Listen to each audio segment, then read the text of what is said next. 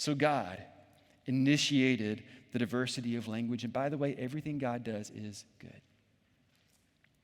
God actually did this for them because he wanted them to fulfill his purpose and his plan for their life, to go and be fruitful and multiply. And he did this for his name because he wanted his name and his name alone to be great.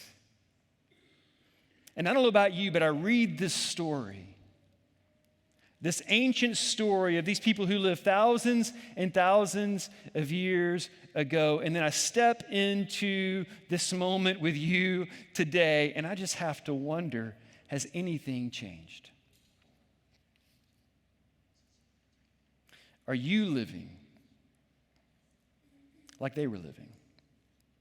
Are you living for your own name and your own fame? I feel like this is the primary problem every one of us is dealing with on one level or another. We live in a world where this is what we are told we are supposed to do. To go and build your platform, to go and make a name for yourself, to gain as many followers and as much influence as is humanly possible. And you see it everywhere you look. You judge yourself and you judge others by the post you put on social media. You make your name great every way you can. You do this with the houses you buy, the cars you drive, the clothes you wear, the titles that you put around your name, the positions you hold, the degrees you attain, the achievements that you have achieved, the achievements that your kids have achieved. Let's talk about that for a minute. Let's not. We're going to step on some toes, including my own. We do this, don't we?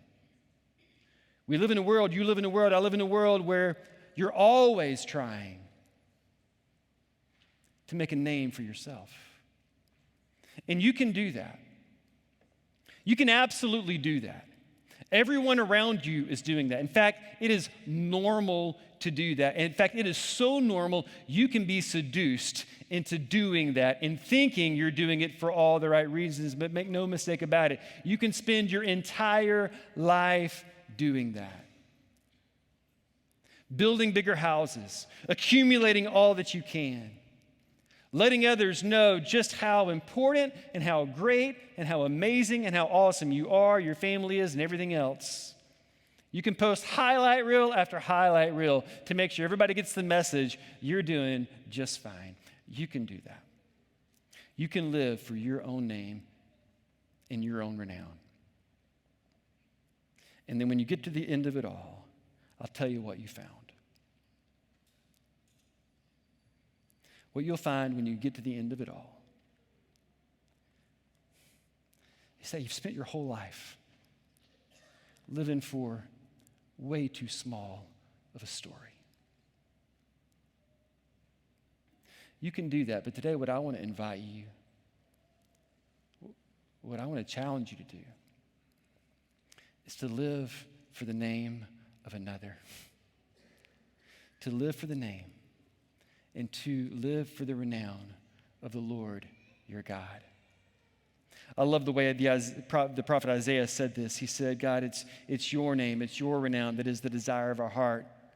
The psalmist echoed the same thought when he prayed, not to us, O Lord, not to us, but to your name be all the glory for your unfailing love and faithfulness. They got this. David even prayed once. He said, God, I'd rather be a door holder for a day. I'd rather spend a moment there just at the back holding the door for you than spend 1,000 elsewhere. I'll do anything just to be a background character, to stand in the ensemble of the cast of the performance of the story that is your story. God, just get me in there somewhere. Let me have a small part to play, not in my story, but in your story. And I'll tell you, whenever you do this, whenever you leverage your life for the Lord of life, what you will find is that you've been living for the story, living for the name, living for the renown of the only one, the only name who's worth you giving your life for. And you'll find that when you figure out that He's the one that, in fact, gave his life for you.